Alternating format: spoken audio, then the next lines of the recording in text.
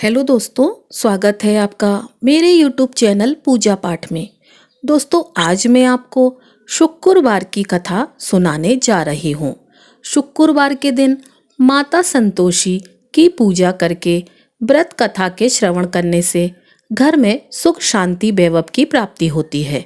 संतोषी माता अपने भक्तों को हर संकट से बचाती हैं और परिवार में खुशहाली के लिए गुड़ चना का भोग लगा के प्रेम पूर्वक कथा को पूरा पढ़ना या सुनना चाहिए तथा शुक्रवार का व्रत करने वालों को इस दिन किसी भी प्रकार की खट्टी चीजें नहीं खानी चाहिए। कहा जाता है कि ऐसा करने से माँ संतोषी नाराज हो जाती हैं। तो आइए संतोषी माता से सुख शांति की कामना करते हुए कथा का श्रवण करें। एक बुढ़िया थी, उसके 7 बेटे थे। 6 कमाने वाले थे और एक कुछ भी नहीं कमाता था।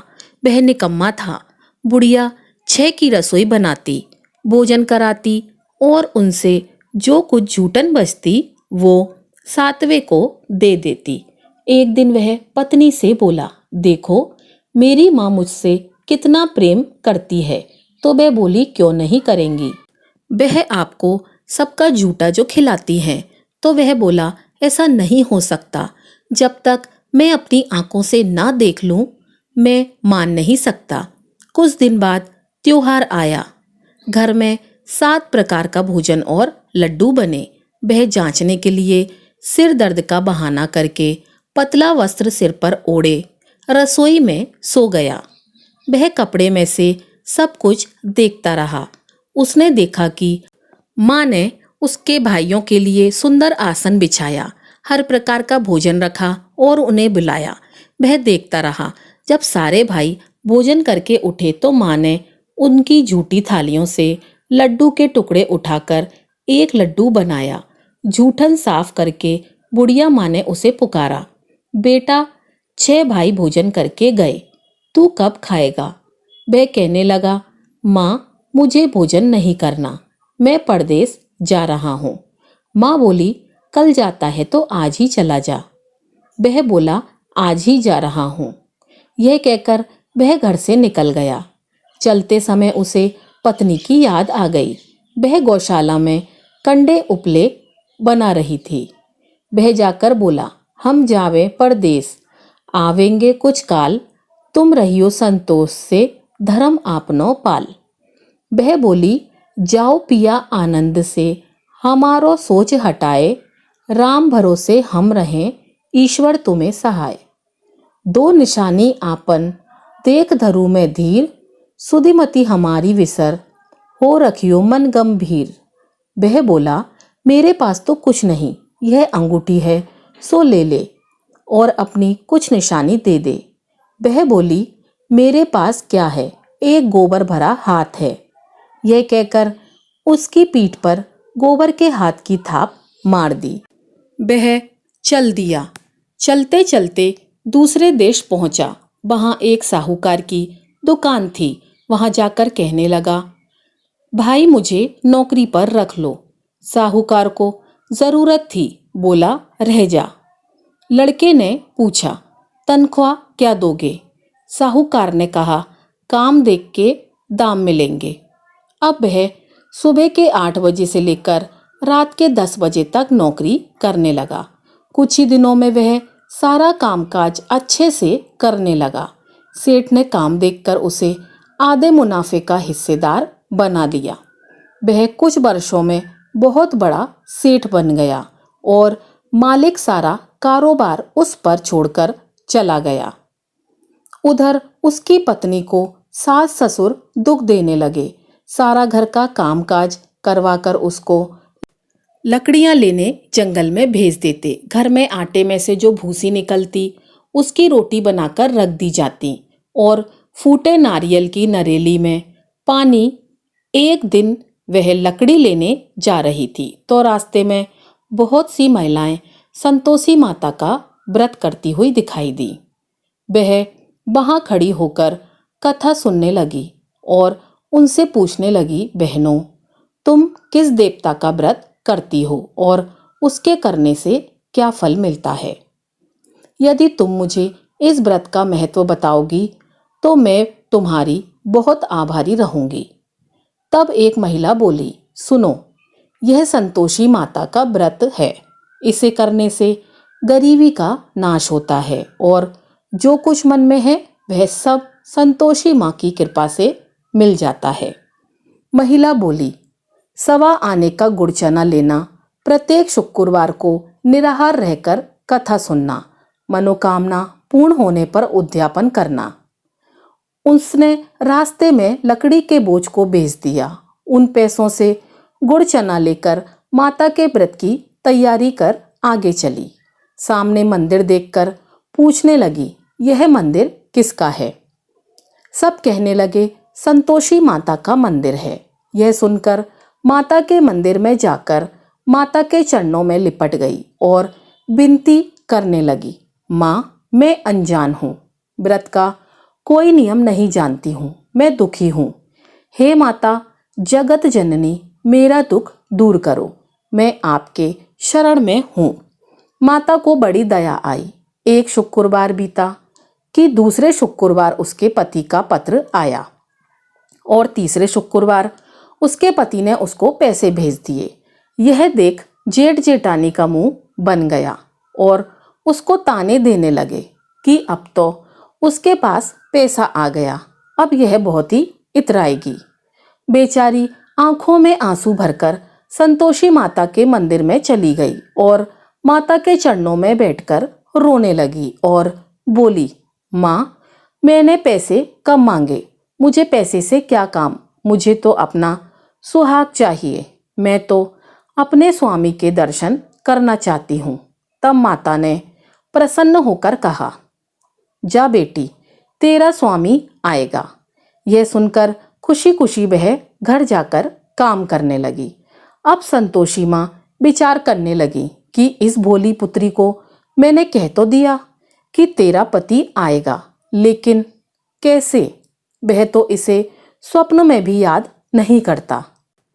उसे याद दिलाने को मुझे ही जाना पड़ेगा। इस तरह माता उस बुढ़िया के बेटे के स्वप्न में जाकर कहने लगी, साहूकार के बेटे सो रहा है या जाग रहा है?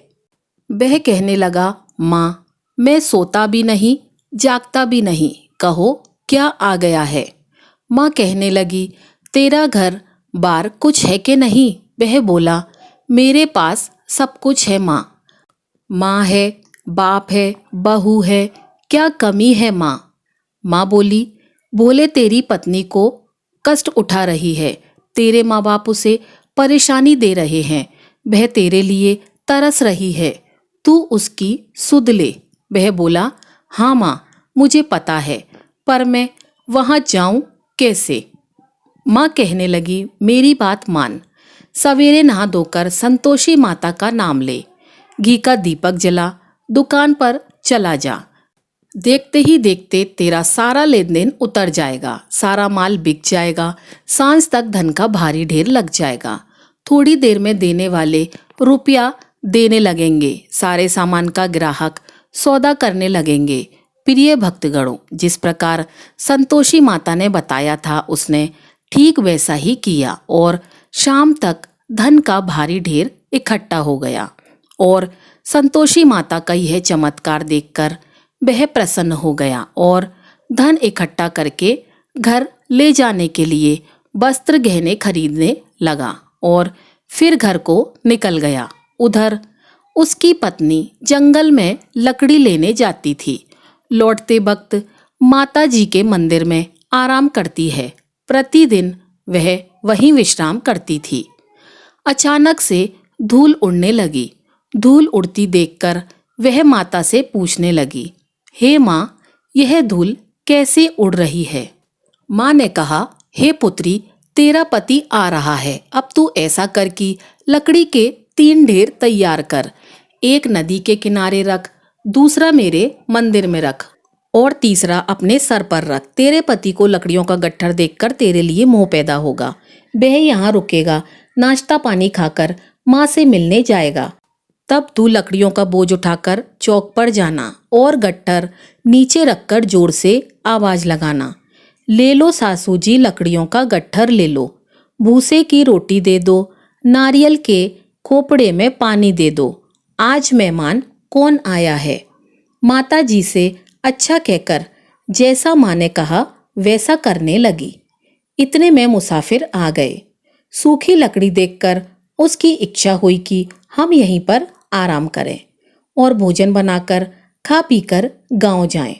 अब वह भोजन बनाकर खा पीकर आराम करके गांव को चले गए।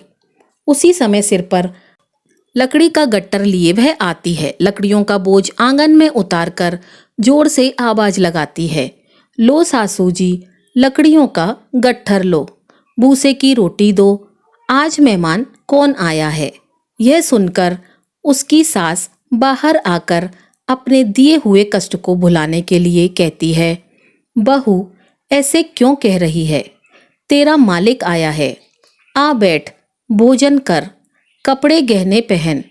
उसकी आवाज सुनकर उसका पति बाहर आता है। उसके हाथ में अंगूठी देख व्याकुल हो जाता है। माँ से पूछता है, माँ यह कौन है। माँ बोली, बेटा यह तेरी बहू है। जब से तू गया है तब से सारे गांव में भटकती फिरती है, घर का कामकाज कुछ भी नहीं करती, चार पहर आकर खाती है। वह बोला, ठीक है माँ, मैंने इसे भी देखा और तुम्हें भी, अब दूसरे घर की चाबी दो, मैं उसमें रहूंगा। माँ बोली, ठीक है। तब वह दूसरे मकान की तीसरे मंजिल का कमरा खोलकर सारा सामान जमाने लगता है। एक दिन में राजा के महल जैसा ठाट बाट बन गया। अब क्या था, बहू सुख भोगने लगी। इतने में शुक्रवार आया। उसने पति से कहा कि मुझे संतोषी माता के व्रत का उद्यापन करना है। पति बोला, खुशी से कर लो। वह उद्यापन करने की तैयारी करने लगी। जेठानी के लड़कों को भोजन के लिए बुलाने गई तो उन्होंने कहा, ठीक है। पर पीछे से जेठानी ने अपने बच्चों से कहा कि भोजन के वक्त खटाई मांगना, जिससे उसका उद्यापन ना हो सके। लड़के गए और खीर खाकर पेट भर गया, लेकिन खाते ही कहने लगे कि हमें खटाई दो, हमसे खीर नहीं खाई जाती। वह कहने लगी, खटाई नहीं दी जाएगी, यह तो संतोषी माता का प्रसाद है। लड़के उठकर खड़े हो गए, बोले, पैसा लाओ। भोली बहू कुछ जानती नहीं थी, उन्हें पैसे दे दिए। लड़के उसी समय इमली लेकर आए और खाने लगे। यह देखकर बहू पर माताजी ने क्रोध किया। राजा के दूत उसके पति को पकड़ ले गए। जेठ जेठानी कहने लगे, लूट लूट कर धन लाया था, अब पता चलेगा जब जेल की मार खाएगा। बहू से यह सहन नहीं हुआ, रोती हुई मंदिर में गई। कहने लगी, हे माता, यह क्या किया। हंसाकर अब भक्तों को रुलाने लगी। माता बोली, बेटी तूने उद्यापन करके मेरा व्रत भंग किया है। वह कहने लगी, माता मैंने क्या अपराध किया, मैंने भूल से लड़कों को पैसे दे दिए थे, मुझे क्षमा करो, मैं फिर तुम्हारा उद्यापन करूंगी। माँ बोली, अब भूल मत करना। वह कहती है, अब भूल नहीं होगी। अब वो कैसे आएंगे माँ। माँ बोली, जा तेरा पति तुझे रास्ते में आता मिलेगा। वह निकली, रास्ते में पति मिला। उसने पूछा, कहाँ गए थे। वह कहने लगा, इतना धन जो कमाया है उसका, यानी कि टैक्स राजा ने मांगा था, वह भरने गया था। वह खुशी होकर बोली, अब घर चलो। कुछ दिन बाद फिर शुक्रवार आया तो वह बोली कि मुझे दोबारा माता का उद्यापन करना है। पति ने कहा, करो। बहू फिर जेठ के लड़कों को भोजन को कहने गई। जेठानी ने एक दो बातें सुनाई और फिर अपने लड़कों से कहा कि तुम सब लोग पहले ही खटाई मांगना। अब तो लड़के भोजन से पहले कहने लगे, हमें खीर नहीं खानी, हमारा जी बिगड़ता है, कुछ खटाई खाने को दे दो। वह बोली, खटाई किसी को नहीं मिलेगी, आना हो तो आओ। वह ब्राह्मण के लड़के लाकर भोजन कराने लगी। दक्षिणा की जगह उनको एक एक फल दिया। संतोषी माता प्रसन्न हुई, माता की कृपा हुई। 9वें मास में उसे सुंदर पुत्र प्राप्त हुआ। पुत्र को पाकर प्रतिदिन माता जी के मंदिर को जाने लगी। माता ने सोचा, यह रोज आती है, आज क्यों ना इसके घर चलूं। यह विचार करके माता ने भयानक रूप बनाया। गुड़ चने से सना हुआ मुख, ऊपर सूंड के समान होंठ, उस पर मक्खियां भिनभिना रही थीं। देहली पर पैर रखते ही उसकी सास चिल्लाई, देखो रे, कोई चुड़ैल या डाकिनी आ रही है, लड़कों इसे निकालो, नहीं तो किसी को खा जाएगी। लड़के भागने लगे, चिल्लाकर खिड़की बंद करने लगे। बहू रोशनदान में सब देख रही थी और खुशी से चिल्लाने लगी, आज मेरी माताजी मेरे घर आई हैं, वह बच्चे को दूध पीने से हटाती है। इतने में सास का क्रोध फूट पड़ा। वह बोली, क्या हुआ है? बच्चे को पटक दिया। इतने में माँ के प्रताप से लड़के ही लड़के नजर आने लगे। वह बोली, माँ, मैं जिसका व्रत करती हूँ यह संतोषी माँ है। सबने माता जी के चरण पकड़ लिए और विनती कर कहने लगे, हे माता, हम नादान हैं, तुम्हारा व्रत भंग करके हमसे बड़ा अपराध हो गया है। माता, आप हमारा अपराध क्षमा करो। इस प्रकार माता प्रसन्न हुई। हे संतोषी माता, बहू को प्रसन्न हो जैसे फल दिया वैसा फल अपने सभी भक्तों को देना। इस कथा कहानी को कहते सुनते हुंकारा भरते सबका कल्याण करना। प्रेम से बोलिए, संतोषी माता की जय। तो प्रिय भक्तों, अब आइए सुनते हैं शुक्रवार की दूसरी कथा। एक समय की बात है, एक नगर में किसान, ब्राह्मण और वैश्य जाति के तीनों लड़कों में परस्पर गहरी मित्रता थी। उन तीनों का विवाह भी हो गया था। ब्राह्मण और किसान के लड़कों का गौना हो गया था, परंतु वैश्य के लड़के का गौना नहीं हुआ था। एक दिन किसान के लड़के ने वैश्य के लड़के से कहा, हे मित्र, तुम गौना करा के अपनी स्त्री को घर क्यों नहीं लाते? स्त्री के बिना घर सूना लगता है। वह बातें वैश्य के लड़के को जच गई। वह कहने लगा कि मैं अभी जाकर गौना कराकर ले आता हूँ।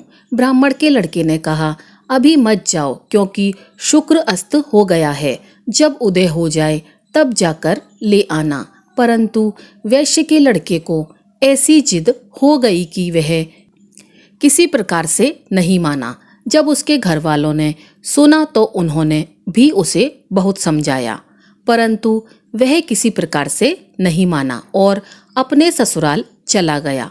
उनको आया हुआ देखकर ससुराल वाले भी चकरा गए। जवाई का स्वागत सत्कार करने के बाद उन्होंने पूछा, आपका कैसे आना हुआ? वैश्य पुत्र बोला कि मैं अपनी पत्नी को विदा कराने के लिए आया हूँ। ससुराल वालों ने भी उसे बहुत समझाया कि इस दिन शुक्र अस्त है, उदय होने पर ले जाना, परंतु उसने एक नहीं सुनी और पत्नी को ले जाने का आग्रह करता रहा। जब वह किसी प्रकार न माना तो उन्होंने लाचार होकर अपनी पुत्री को विदा कर दिया। वैश्य पुत्र पत्नी को एक रथ में बिठाकर अपने घर की ओर चल पड़ा। थोड़ी दूर जाने के बाद मार्ग में उसके रथ का पहिया टूटकर गिर गया और बैल का पूरा पैर टूट गया। उसकी पत्नी भी गिर गई और घायल हो गई। जब आगे चले तो रास्ते में डाकू मिले। उनके पास जो धन, वस्त्र तथा आभूषण थे वह सब उसने छीन लिए। इस प्रकार अनेक कष्ट का सामना कर जब पति पत्नी अपने घर पहुंचे तो घर आते ही वैश्य के लड़के को सर्प ने काट लिया। वह मूर्छित होकर गिर पड़ा। तब उसकी स्त्री अत्यंत विलाप करके रोने लगी। सेठ ने अपने पुत्र को वैद्य को दिखाया तो वैद्य कहने लगे, यह 3 दिन में मृत्यु को प्राप्त हो जाएगा। जब उसके मित्र ब्राह्मण के लड़के को सारी बात पता लगी तो उसने घर जाकर सनातन धर्म की परंपरा के अनुसार जिस समय शुक्र अस्त हो तो कोई भी अपनी स्त्री को नहीं लाता, परंतु यह शुक्र के अस्त में भी स्त्री को विदा करके ले आया। इस कारण सारे विघ्न उपस्थित हुए हैं। यह सब बात बताई और कहा कि यदि यह दोनों ससुराल वापस चले जाएं और शुक्र के उदय होने पर पुनः आवे तो निश्चय ही विघ्न टल सकता है। सेठ ने अपने पुत्र और उसकी पत्नी को शीघ्र ही उनके ससुराल वापस पहुंचा दिया। वहां पहुंचते ही वैश्यपुत्र की मूर्छा दूर हो गई। साधारण उपचार से ही सर्पविष से मुक्त हो गया। अपने दामाद को स्वस्थ देखकर ससुराल वाले अत्यंत प्रसन्न हुए। वैश्यपुत्र अपने ससुराल में स्वस्थ हो गया और जब शुक्र का उदय हुआ तब हर्षपूर्वक उसके ससुराल वालों ने उसको अपनी पुत्री सहित विदा किया। इसके पश्चात पति पत्नी दोनों घर आकर आनंद से रहने लगे। शुक्रवार व्रत को करने से अनेक विघ्न दूर होते हैं। शुक्रदेव की कृपा से सब मंगल होता है। तो प्रेम से बोलिए जय माता दी, संतोषी माता की जय। तो दोस्तों, यह थी हमारी आज की कथा। अगर आपको कथा अच्छी लगी हो तो वीडियो को लाइक कीजिएगा और चैनल को सब्सक्राइब कीजिएगा। आपका दिन शुभ हो।